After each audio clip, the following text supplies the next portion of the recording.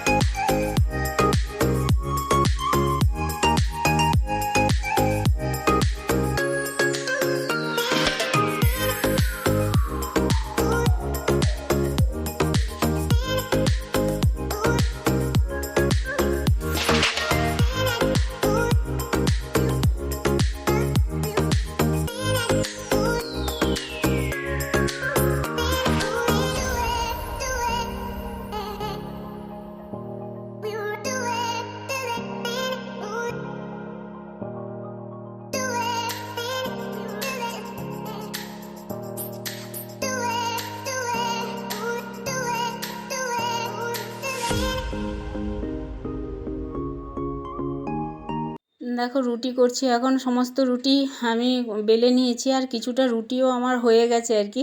আর তোমাদের এখানে লাস্টের দিকে রুটি করাটাই দেখাচ্ছি। মনেই ছিল না ক্যামেরা অন করতে, বুঝলে, মাঝে মধ্যেই মনে হয় না ক্যামেরা অন করার জন্য।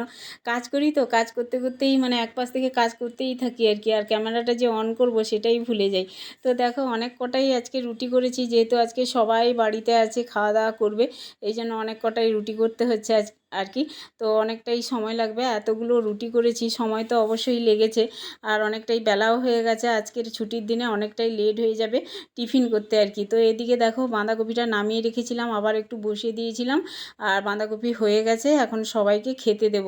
তো সবাইকে এমনি 3-4টে করেই রুটি দেবো, দিয়ে রুটি তো শেষ হয়ে যাবে, রুটি থাকে না। আমার হাজব্যান্ড রুটি গুড় খেতে ভালোবাসে, বুঝলে।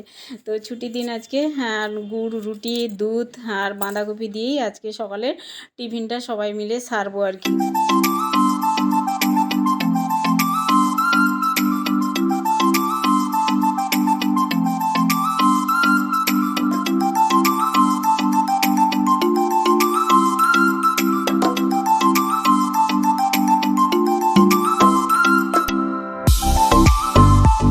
দেখো বন্ধুরা, সকালবেলা টিফিন সারার পরে একেবারে রান্নাঘরে এসে রান্নার তোড়জোড় শুরু করে দিয়েছি।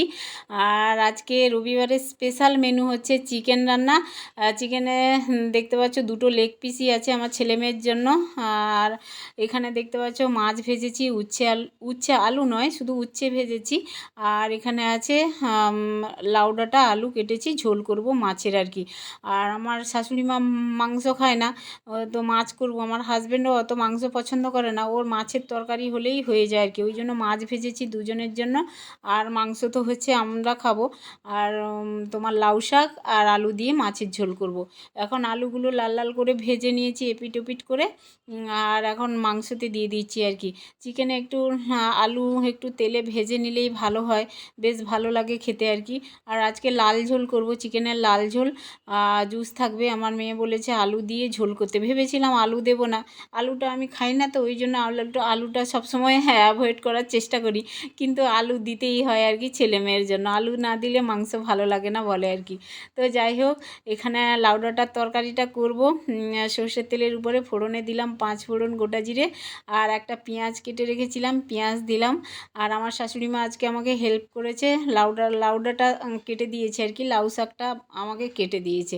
তো বসে বসে উনি কেটে দেয় সুন্দর করে, ছোটো ছোটো করে, ভালো হয়, আমার সময়টাও বাঁচে আর তাড়াতাড়ি রান্নাটাও হয়।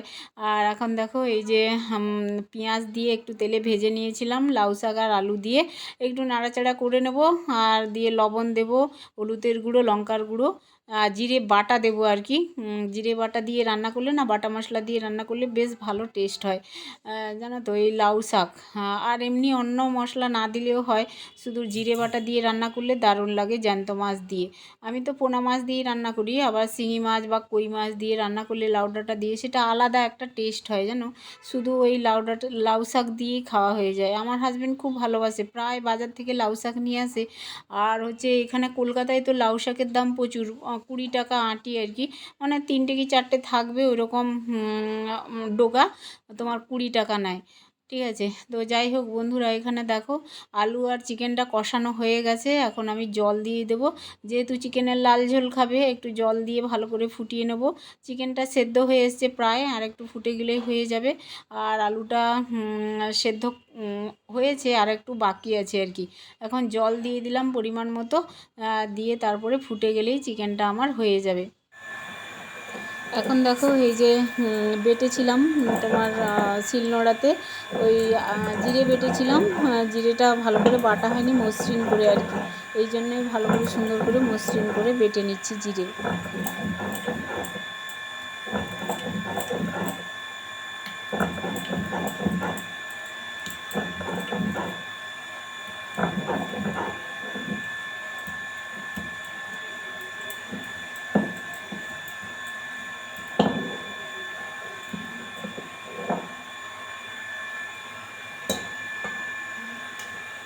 বন্ধুরা আমাদের জল তোলা মেশিন চলছিল আর কি, পাম্প চলছিল, ওই জন্য আওয়াজ হচ্ছিল খুব। যাই হোক, এখন তরকারিতে জিরে বাটার জলটা দিয়ে দিলাম, তরকারিটা ফুটে গেছে। এখন ভেজে রাখা রুই মাছগুলো দিয়ে দেব। আর এখানে 4 পিস আমি মাছ দেবো। দুপুরে 2 পিস খাবে, আবার রাত্রেবেলা 2 পিস হয়ে যাবে ওদের। আর আমাদের তরকারি আছে, ওগুলো হয়ে যাবে, মানে মাংসের তরকারি দুবেলা হয়ে যাবে। 1 কেজি মাংস, মানে 3 জন খাবো। হাজব্যান্ড অত পছন্দ করে না, ছেলে মেয়ে আর আমি খাবো। ঠিক আছে, তো চলো রান্নাবান্না কমপ্লিট করে নিয়েছি, এখন টেবিলে নিয়ে চলে এসেছি খাবার দাবার।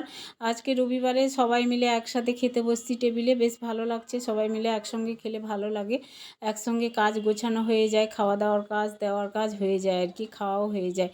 তো আজকে একটু তাড়াতাড়ি খাওয়া দাওয়া হয়ে যাচ্ছে, প্রায় 1:30 পৌনে 2 বাজতে যায় আর কি। তাড়াতাড়ি আজকে কাজকর্ম সেরে রান্নাবান্না করে খেতে বসে গেছি রবিবারে। তো চলো খাওয়া দাওয়া করে নিই এখন, তারপরে সন্ধ্যাবেলা কথা বলবো তোমাদের সাথে।